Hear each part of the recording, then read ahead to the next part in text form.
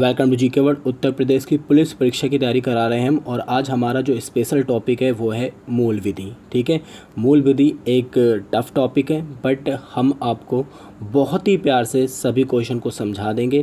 Question की बारीकी को समझते चलिए। मैं आपसे वादा करता हूं कि मूल विधि का एक भी क्वेश्चन आपका गलत नहीं होगा। ठीक है, तो मूल विधि का ये जो टॉपिक है, आज हम इसमें से कुछ बहुत ही सिलेक्टेड क्वेश्चन लेकर आए हैं आपके लिए।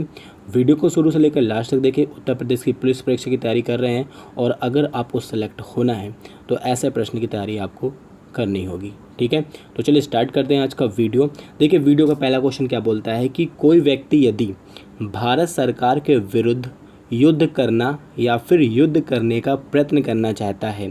ठीक है, यानी उसने योजना बना ली है कि वो भारत सरकार के प्रति युद्ध करेगा, या फिर ये योजना बना रहा है एक तरीके की कि वो क्या करेगा, भारत सरकार के प्रति जो है युद्ध करेगा। ठीक है, तो देखिए इस मामले को कहते हैं राजद्रोह। ठीक है, इंपॉर्टेंट बात है, ये चीज़ याद रखिएगा कि यदि कोई व्यक्ति भारत सरकार के विरुद्ध युद्ध करना चाहता है तो इसे क्या कहेंगे, राजद्रोह कहेंगे, का दोषी माना जाएगा। ठीक है, भारतीय दंड संहिता के अंतर्गत राजद्रोह को निम्नलिखित में से किस धारा के अंतर्गत रखा गया। तो देखिए क्वेश्चन आपको समझ में आ गया है ना। जब आप भारत सरकार के प्रति कोई भी हो, अगर वो युद्ध करना चाहता है तो वो राजद्रोह का दोषी माना जाएगा। और राजद्रोह का जो दोषी है उसके लिए इम्पॉर्टेंट बहुत सारी सज़ा के प्रावधान भी हैं। मृत्युदंड भी है, आजीवन कारावास भी है, कठिन कारावास भी है। तो देखिए यही बोल रहा है कि राजद्रोह को निम्नलिखित में से किस धारा के अंतर्गत रखा गया है। ठीक है, तो देखिए ऑप्शंस आपके दिए हुए हैं 4, और ऐसे ही आसपास के कुछ ऑप्शंस इसलिए दिए जाते हैं ताकि आप कंफ्यूज हो जाओ, तो आपकी ये कन्फ्यूजन हम दूर करते चलेंगे। तो देखिए राजद्रोह का दोषी अगर कोई व्यक्ति है तो ये जो दंड का जो प्रावधान किए गए हैं, ये भारतीय दंड संहिता की आपकी धारा 124 का में है।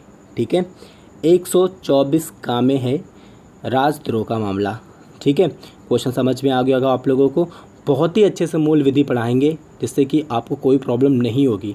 एग्ज़ाम देने आप लोग जाओगे तो आप बोलोगे कि सर आपने क्या मस्त पढ़ाया था, मेरा एक भी क्वेश्चन मूल विधि का तो नहीं छूटा। ठीक है, तो 124 का में राजद्रोह के जो है उल्लेख मिलता है भारतीय दंड संहिता में। ठीक है, चलिए अब हम नेक्स्ट क्वेश्चन की बात करेंगे। अब देखिए बात करते हैं कि भारतीय दंड संहिता के अध्याय 6 में, ठीक है, अंतर्गत राज्य के विरुद्ध अपराध के संबंध में निम्नलिखित में क्या सही है। ठीक है, तो देखिए आपसे एक क्वेश्चन ऐसे पूछा जाएगा कि भारतीय दंड संहिता के अध्याय में क्या है, यानी अध्याय 6 जो है उसमें क्या है। तो आपको याद रखना है राज्य के विरुद्ध अपराध जो है अध्याय 6 में है। ठीक है, तो अब बोला कि जा रहा है कि भारतीय दंड संहिता के अध्याय 6 के अंतर्गत यानी राज्य के विरुद्ध अपराध के संबंध में निम्नलिखित में से क्या सही है। तो देखिए राज्य के विरुद्ध अगर आप कोई अपराध कर रहे हैं तो यह एक संज्ञेय अपराध है। ठीक है, बात समझ में आ गई ना भाई। ये क्या है, ये एक संज्ञेय अपराध है। संज्ञेय अपराध का मतलब क्या है कि ये एक ऐसा अपराध है कि जिसमें बिना वारंट के भी पुलिस आपको गिरफ्तार कर सकती है। ठीक है, तो यह एक संज्ञेय अपराध है। दूसरा, यह एक अजमानती अपराध है। सिंपल सी बात है, ये संज्ञेय अपराध है तो ये अजमानती अपराध तो होगा ही। तो ये अजमानती अपराध है, यानी इसमें आपको जमानत नहीं मिलेगी। दूसरी सबसे इंपॉर्टेंट बात क्या बोला कि इस अपराध के अंतर्गत मृत्युदंड या फिर आजीवन कारावास का प्रावधान है। वही राजद्रोह कर रहे हैं आप, तो वही चीज़ है, राज्य के विरुद्ध अपराध कर रहे हैं। तो सिंपल सी बात याद रखिएगा कि इसमें मृत्युदंड का भी प्रावधान है, आजीवन कारावास का भी प्रावधान है। तो यहाँ पर ये उपयुक्त सभी सही है। ठीक है, यदि भारतीय दंड संहिता के अध्याय 6 के अंतर्गत राजद्रोह के विरुद्ध अपराध आप कोई करते हैं तो ये एक संज्ञेय अपराध है, ये एक अजमानती अपराध है, याद रखिएगा। और इस अपराध के अंतर्गत मृत्युदंड या फिर आजीवन कारावास के प्रावधान किए गए हैं भारतीय दंड संहिता के अंदर।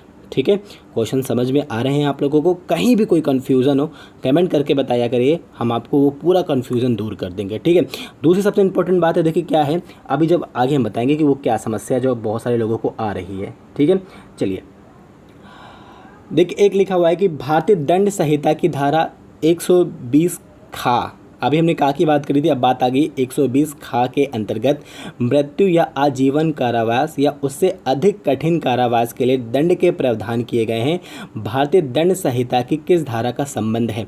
तो देखिए हम आपको बता दें कि बहुत सारे में क्या होता है कि 120 लिखा हुआ है। ठीक है, 120 लिखा हुआ है।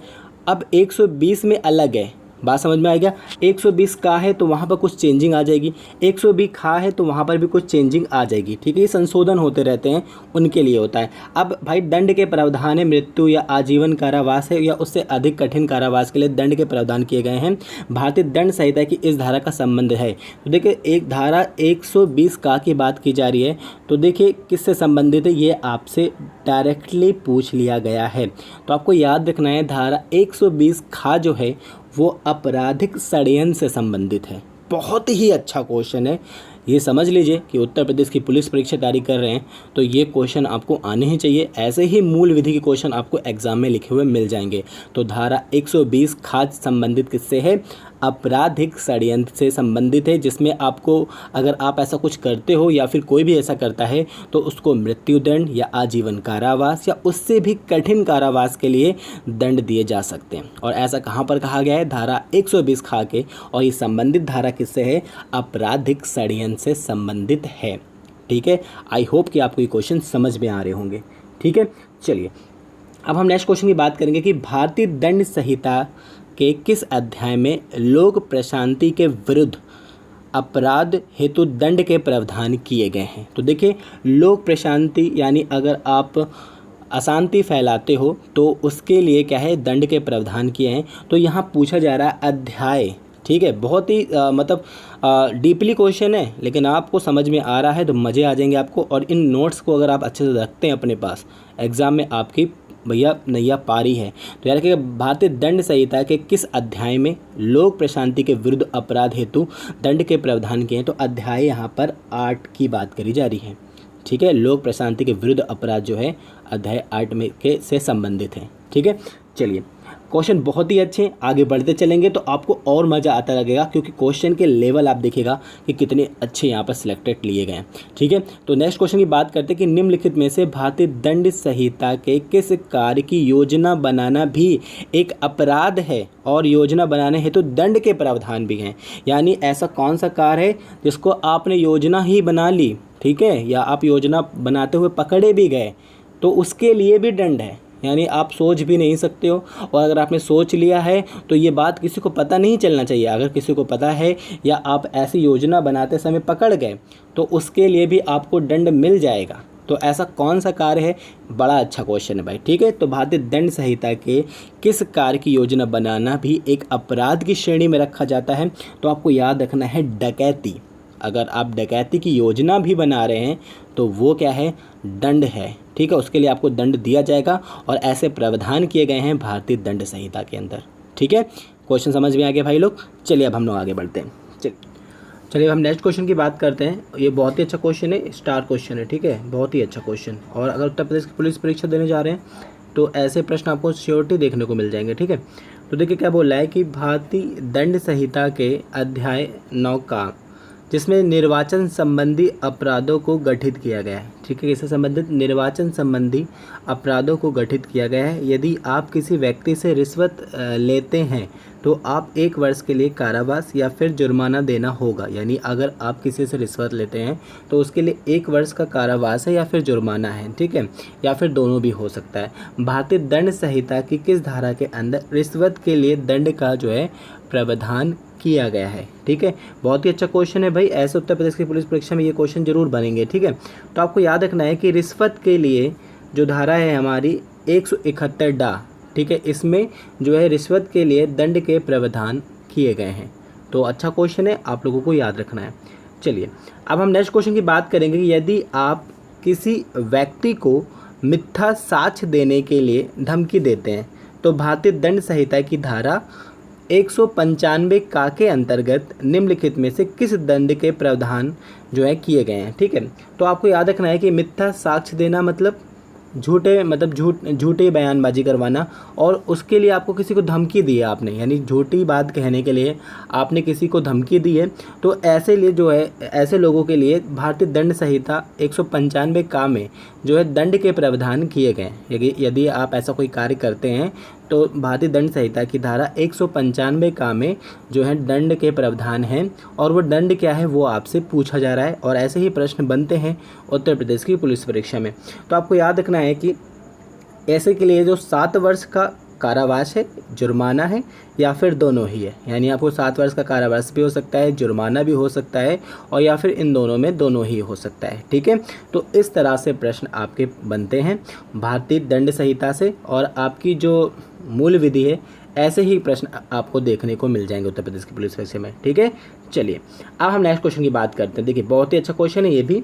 क्या बोल रहा है कि भारतीय दंड संहिता की किस धारा के अंतर्गत लुटेरे या डाकुओं को आश्रय देने पर, ठीक है बहुत ही अच्छा क्वेश्चन है, भारतीय दंड संहिता की किस धारा के अंतर्गत लुटेरे या फिर डाकुओं को आश्रय देने पर आपको 7 वर्ष के लिए कठिन कारावास की सजा एवं जुर्माना लगाया जा सकता है। ठीक है, यदि आप लुटेरे हैं या फिर डाकुओं को आश्रय देते हैं अपने घर के अंदर तो 7 वर्ष के लिए कठिन कारावास भी है और जुर्माना भी है या फिर दोनों भी हो सकता है। ठीक है, तो ऐसा ये जो प्रावधान है वो भारतीय दंड संहिता की कौन सी धारा करती है, तो आपको याद रखना है धारा 216 का।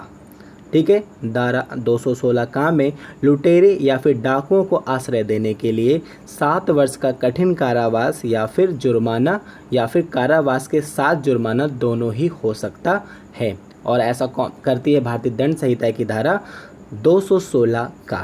ठीक है, चलिए अब हम नेक्स्ट क्वेश्चन की बात करते हैं कि एक व्यापारी कपटपूर्वक तौलने यानी भार का जो बाट होता है के लिए खोटे उपकरण का प्रयोग करता है तो वह किस अपराध का दोषी माना जाएगा। वेरी इंपॉर्टेंट क्वेश्चन है भाई। देखिए एक व्यापारी है जो कि क्या कर रहा है, कपटपूर्वक तौलने की जो बाट होते हैं उसमें उसने सेंध कर रखी है। ठीक है, यानी जो पैमाना है तौलने का वो गलत है, तो उसने खोटे उपकरण का प्रयोग किया है। तो ऐसे उपकरण का प्रयोग करने के लिए भी भारतीय दंड संहिता के अंदर क्या है, सजा के प्रावधान हैं। तो पूछा गया है कि वह किस अपराध का दोषी होगा। तो आपको याद रखना आसंज्ञेय अपराध का, यानी ऐसे लोगों को गिरफ्तार करने के लिए पुलिस को वारंट लेने की ज़रूरत पड़ेगी। ठीक है, बिना वारंट के आप गिरफ्तार नहीं कर सकते क्योंकि असंज्ञेय अपराध इसी के अंतर्गत आते हैं। अगर संज्ञेय अपराध होता ये तो आप बिना वारंट के ऐसे लोगों को गिरफ्तार कर सकते हैं। ठीक है, बात समझ में आ रही है ना। मूल विधि के अच्छे क्वेश्चन है, बहुत ही सिलेक्टेड क्वेश्चन है। चलिए अब हम नेक्स्ट क्वेश्चन की बात करते हैं। यदि कोई व्यक्ति किसी वर्ग के धर्म का अपमान करने के आशय से, भाई यदि कोई भी व्यक्ति है यदि किसी वर्ग के धर्म का अपमान करने के आशय से उपासना के स्थान अथवा किसी पवित्र वस्तु को नष्ट या नुकसान करने हेतु अपवित्र इरादे से कार्य करता है तो भारतीय दंड संहिता के अंतर्गत निम्नलिखित में से क्या उचित प्रावधान है। तो देखिए हम आपको बता दें कि कोई भी धार्मिक स्थान है, कोई भी A to Z कोई भी धार्मिक स्थान है, अगर आप गलत इरादे से उस धार्मिक जो है स्थान पर प्रवेश करते हैं या उस स्थान की जो चीज़ों को क्षति पहुंचाते हैं या फिर किसी की धार्मिक जो भावनाओं को ठेस पहुंचाते हैं, ऐसा कुछ कर तो भारतीय दंड संहिता में उनके लिए प्रावधान कुछ किए गए हैं। तो देखिए इसमें से क्या है, तो देखिए हम आपको बता दें कि 2 वर्ष का कारावास है और फिर जुर्माना या फिर दोनों ही, यानी अगर आप ऐसा कुछ करते पाए जाते हैं तो आपको 2 वर्ष का जो है कारावास है, जुर्माना भी है और या फिर कारावास के साथ जुर्माना भी हो जाएगा। ठीक है, या एक अजमानती अपराध है, इसमें जमानत भी नहीं है। ठीक है, ये चीज़ आपको याद रखना है, यह एक अजमानती अपराध है। और याद रखेगा कि अपराध जो है मजिस्ट्रेट के आगे विचारणाधीन होगा। ठीक है, विचारणीय होगा किसके आगे, मजिस्ट्रेट के आगे। और ये उपयुक्त सभी ये सारे जो वर्ग होंगे भारतीय दंड संहिता की जो है भारतीय दंड संहिता इसमें प्रावधान किए हैं यदि आप किसी धार्मिक स्थान पर कुछ गलत करते पाए जाते हैं। ठीक है, तो इस तरह से प्रश्न आपके बनते हैं। बहुत सारे क्वेश्चन आपको यहाँ तैयार करा रहे हैं क्योंकि ऐसे भी क्वेश्चन बन सकते हैं, तो आपको याद रखना है। ठीक है, चलिए अब हम नेक्स्ट क्वेश्चन की बात करते हैं कि भारतीय दंड संहिता की जो है किस धारा के अंतर्गत दहेज मृत्यु के लिए दंड का प्रावधान किया गया है। वेरी इंपॉर्टेंट क्वेश्चन, उत्तर प्रदेश की पुलिस परीक्षा में कई बार ये क्वेश्चन पूछा जा चुका है। दहेज मृत्यु के लिए जो है दंड के प्रावधान करती है वो कौन सी धारा करती है, ये आपसे पूछा जा रहा है भाई। तो आपको याद रखना है 304 खा, बात समझ में आ रही है। 304 खा जो है दहेज मृत्यु के लिए दंड के प्रावधान करती है, बात समझ में आ गई।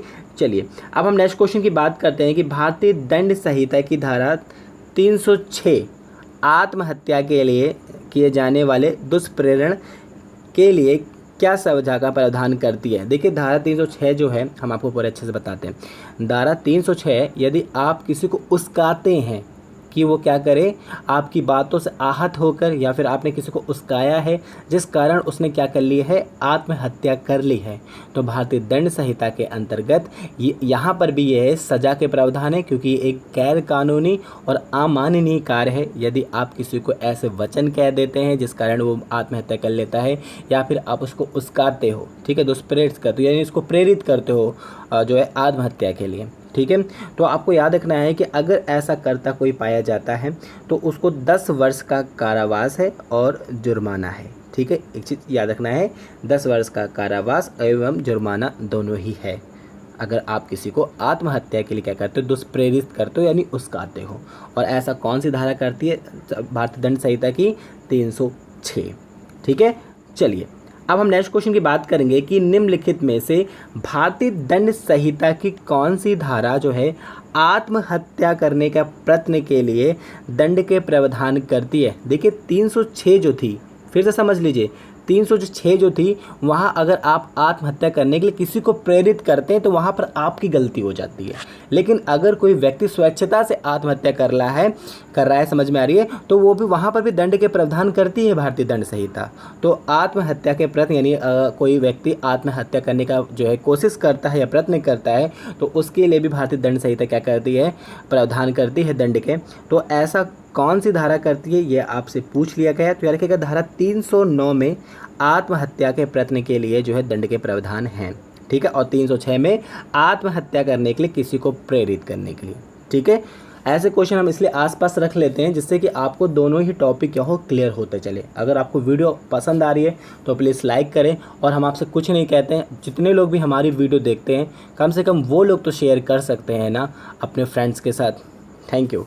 चलिए अब हम नेक्स्ट क्वेश्चन की बात करते हैं। देखिए निम्नलिखित में से भारतीय दंड संहिता की कौन सी धारा है जो डकैती से संबंधित है। वेरी इंपॉर्टेंट क्वेश्चन है भाई, डकैती से संबंधित है तो कौन सी धारा है, यह आपसे पूछा जा रहा है। तो आपको याद रखना है 395 जो है वो डकैती से संबंधित धारा है। वेरी इंपॉर्टेंट है, याद रखें, बहुत बार क्वेश्चन पूछा जा चुका है और आगे भी पूछा जाएगा, ठीक है।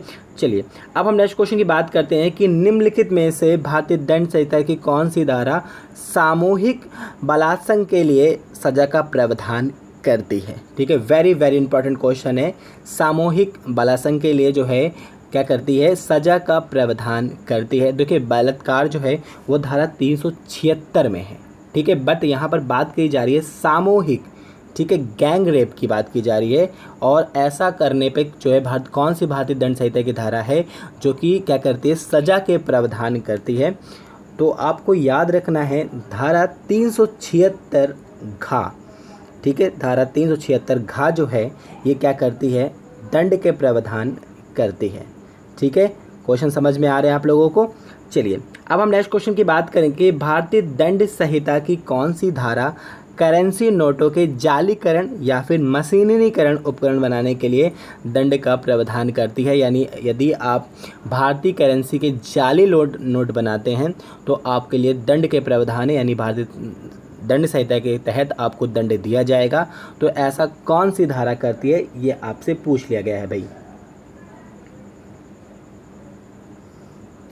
तो देखिए धारा 489 का, ठीक है। चलिए अब हम नेक्स्ट क्वेश्चन की बात करेंगे कि निम्नलिखित में से भारतीय दंड संहिता की कौन सी धारा जो कि छल से संबंधित है। वेरी इंपॉर्टेंट क्वेश्चन है भाई। देखिए छल से संबंधित पूछा गया है, सिर्फ यहाँ पर ना दंड नहीं बोला गया है कि दंड से कौन संबंधित है, सिर्फ पूछा गया है छल से कौन सी धारा जो है संबंधित है, ठीक है। तो याद रखना धारा 417 किससे संबंधित है, छल से संबंधित है, ठीक है। चलिए अब हम नेक्स्ट क्वेश्चन की बात करेंगे कि आप डकैती में शामिल एक प्रमुख व्यक्ति हैं, ठीक है, और आपने डकैती के साथ साथ हत्या भी कर दी है, तो आप निम्नलिखित में से किस सज़ा के हकदार होंगे भारतीय दंड संहिता के अनुसार। भाई जिसकी प्लानिंग करना ही सज़ा है, तो ऐसे में आपने डकैती तो करी, साथ में साथ एक हत्या भी कर दी है, तो पूछ रहा है कि क्या सज़ा के प्रावधान है। देखिए उपयुक्त सभी, आपको मृत्यु दंड भी दिया जा सकता है आपको आजीवन कारावास भी दिया जा सकता है। परिस्थितियों को देखते हुए आपको 10 वर्ष का कठिन कारावास और जुर्माना भी किया जा सकता है। ठीक है, तो ये तीनों चीज़ हो सकती हैं डकैती के साथ अगर आप किसी की हत्या करते हो। ठीक है, चलिए अब हम नेक्स्ट क्वेश्चन की बात करेंगे कि निम्नलिखित में से भारतीय दंड संहिता की किस धारा में लूट से संबंधित है। ठीक है, वेरी इंपॉर्टेंट क्वेश्चन भाई, उत्तर प्रदेश की पुलिस परीक्षा में पूछा गया क्वेश्चन है लूट से संबंधित धारा कौन सी है। तो यार की का 392 जो है लूट से संबंधित धारा है। ठीक है, चलिए अब हम नेक्स्ट क्वेश्चन की बात करेंगे कि भारतीय दंड संहिता की धारा 448 में गृह अत्याचार के लिए जो है निम्नलिखित में से किस दंड के प्रावधान किए हैं। गृह अत्याचार पूछा जाता है बहुत बार, और यार रखिएगा धारा है 448 और इसमें जो दंड है क्या है ये आपसे पूछा जा रहा है। तो यार रखिएगा 1 वर्ष का जो है कारावास है या फिर जुर्माना, दोनों ही हो सकता है। ठीक है, गृह अत्याचार में। चलिए अब हम नेक्स्ट क्वेश्चन की बात करते हैं। पति पत्नी के होते यदि पति या फिर पत्नी किसी अन्य पुरुष या स्त्री से शारीरिक संबंध बनाते हैं तो वह भारतीय दंड संहिता के तहत किस अपराध के दोषी होंगे। ठीक है, ये क्वेश्चन हमने इसलिए लिया है, इसका नेक्स्ट जो क्वेश्चन वो आपको समझ में आ जाएगा। ठीक है, तो यदि ऐसा कोई पति या पत्नी करते हैं तो वो जार क्रम के जो है दोषी पाए जाएंगे। ठीक है, अच्छा क्वेश्चन है, याद रखिएगा ये क्वेश्चन इसलिए पूछा जा सकता है क्योंकि इसमें थोड़ा सी अपडेशन हुआ है। चलिए हम आपको बताते हैं नेक्स्ट क्वेश्चन में। देखिए हाल ही में सर्वोच्च न्यायालय की 5 सदस्यीय जो बैठक थी उसमें जो है भारतीय दंड संहिता की किस धारा को असंवैधानिक घोषित कर दिया है। ठीक है, तो याद रखिएगा जारीक्रम की ही धारा है 497 को क्या किया है, असंवैधानिक घोषित कर दिया गया है। तो ये थोड़ा सी करंट का क्वेश्चन है, आपको याद रखना है। जारीक्रम का जो मैटर है उसकी जो धारा थी 497 को जो है न्यायालय ने क्या किया है, असंवैधानिक घोषित कर दिया है। ठीक है, चलिए अब हम नेक्स्ट क्वेश्चन की बात करेंगे कि यदि आप किसी व्यक्ति पर स्वच्छता से अम्ल फेंकते हैं और अम्ल के कारण उस व्यक्ति का शारीरिक हास्य होता है, ठीक है, आप भारतीय दंड संहिता की किस धारा के अंतर्गत दोषी होंगे। यह भी एसिड अटैक के लिए बात की जा रही है, बहुत ही सिलेक्टेड क्वेश्चन है ये भी। तो याद रखिएगा कि क्या पूछा जा रहा है कि अगर आप किसी पे अम्ल फेंक देते हैं और वो क्या कर उसका शरीर विकृति हो जाता है उसके शरीर में, तो आप जो है किस दंड के लिए दोषी होंगे और ये ऐसा जो है कौन सी धारा जो है करती है। तो आपको याद रखना है धारा 326 का। ठीक है, धारा 326 का में अगर आप किसी पे अम्ल फेंक देते हैं और उसकी जो है शारीरिक हास होता है यानी शारीरिक विकृति होती है उसके, तो आपको दंड के प्रावधान किए जाएंगे। लेकिन अगर यहाँ पर होता कि अम्ल फेंकने की प्लानिंग अगर करते आप पकड़े जाते हैं, ठीक है, आपने किसी के ऊपर अम्ल फेंका नहीं है बट अब आप क्या कर रहे हैं, अम्ल फेंकने की प्लानिंग करें यानी एसिड फेंकने की किसी के ऊपर प्लानिंग कर रहे हैं, तो उसके लिए भी भारतीय दंड संहिता की धारा में जो है करती है वो जो आपके दंड के प्रावधान, तो वो करती है धारा 326 खा। प्लानिंग के लिए जो है दंड के प्रावधान कर रही है खा, और अगर आपने ऐसा कुछ कर दिया है तो उसके लिए दंड के प्रावधान करती है धारा 326 का।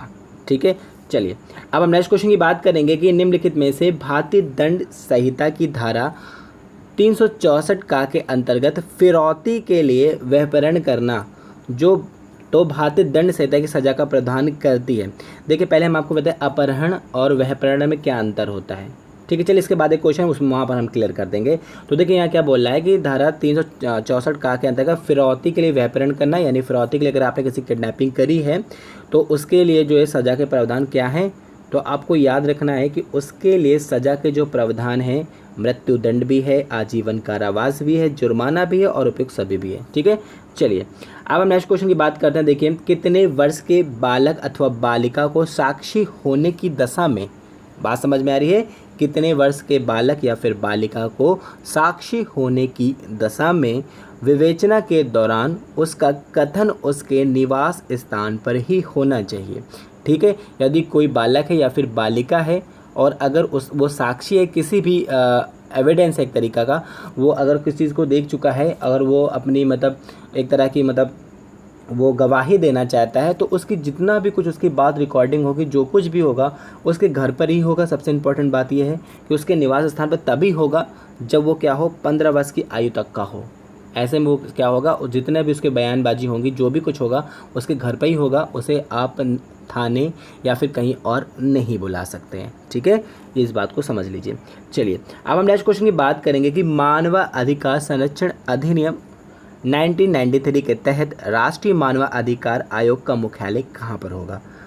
तो ये तो बहुत अच्छा क्वेश्चन है, बहुत ही इजी है, लगभग लोगों को आता होगा। अगर नहीं आता तो याद रखिएगा कि इसके लिए हमेशा याद रखिएगा, राष्ट्रीय मानवाधिकार संरक्षण अधिनियम के तहत राष्ट्रीय मानवाधिकार का आयोग का जो मुख्यालय होगा वो न्यू दिल्ली के अंदर ही होगा, यानी दिल्ली के अंदर होगा। ठीक है, चलिए नेक्स्ट क्वेश्चन की बात करेंगे कि रमेश नामक एक व्यक्ति का पुत्र जो कि 12 वर्ष का है एक मेले में खो जाता है। रमेश ने उसे खोज पाने में असमर्थ है और वह उसे वापस पाने की आशा छोड़ देता है, परंतु किशन नामक एक व्यक्ति ने रमेश के पुत्र को जबरन कई महीनों तक अपने घर में रखा है। तो बताइए किशन भारतीय दंड संहिता की जो है धारा के अनुसार किस अपराध का दोषी होगा। देखिए अभी हमने आपको बताया था व्यापार और अपहरण के बारे में हम आपको बता रहे थे। तो याद रखिएगा, अगर कोई व्यक्ति यानी अगर कोई बच्चा है 12 वर्ष की आयु तक का और उसे आप किडनैप कर लेते हो या फिर किसी तरह अपने बहला फुसला के अपने पास लेके चले जाते हो काफ़ी समय तक, यही यहाँ पर कहा जा रहा है। तो 12 वर्ष तक अगर वो बच्चा है यानी 12 वर्ष से छोटा है या फिर 12 वर्ष का है तो वो वहपरण कहा जाएगा। यहाँ पर अपहरण की बात नहीं की जाएगी। 12 वर्ष से अधिक के लोगों के लिए अपहरण की बात की जाती है, बट बच्चों के यानी 12 वर्ष तक के बच्चों के लिए वहपरण शब्द का प्रयोग किया जाता है। बात समझ में आ गई है। और अगर 12 वर्ष से अधिक उम्र का होता बच्चा तो उसके लिए अपहरण शब्द का प्रयोग किया जाता। बात समझ में आ रही है। तो भाई कोई व्यक्ति था, उसका बच्चा खो गया था, लेकिन उसने उसको ढूंढा पर वो नहीं मिला, पर एक व्यक्ति दूसरा व्यक्ति क्या करता है, उसके बच्चे को अपने घर ले जाता है, कई महीनों तक अपने साथ रखता है, तो वह वहपरण का दोषी माना जाएगा क्योंकि वो बच्चा उसका नहीं था।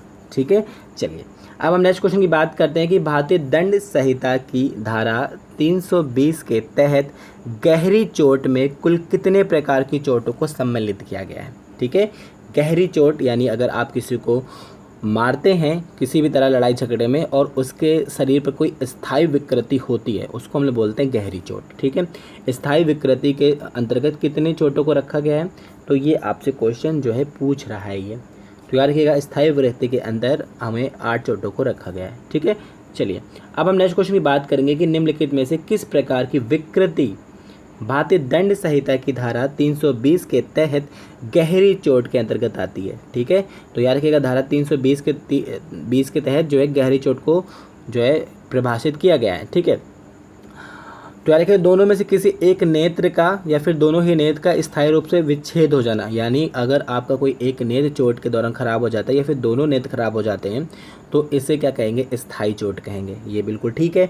फिर क्या नापंसकता, अगर आपकी लड़ाई झगड़े के कारण कोई नापंसक हो जाता है तो उसके लिए भी क्या होगा, ये गहरी चोट ही मानी जाएगी।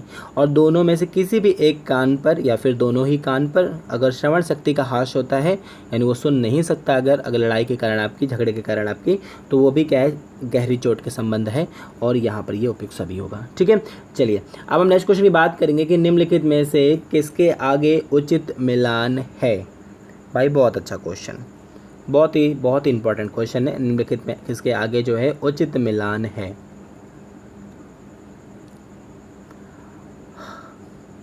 तो देखिए धारा 141 विधि विरुद्ध जमाओं से संबंधित बिल्कुल सही है।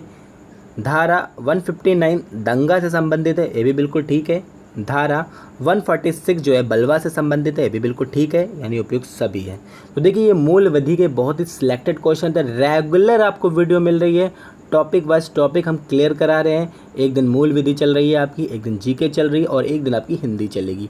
जिससे एग्ज़ाम आते आते आप इतने टॉप लेवल के क्वेश्चन कर लेंगे ना तो आपको लगेगा कि हमको भाई जीके पूरा तैयार है, हिंदी पूरी तैयार है, कुछ नहीं करना है, बस करना है एग्ज़ाम का इंतज़ार।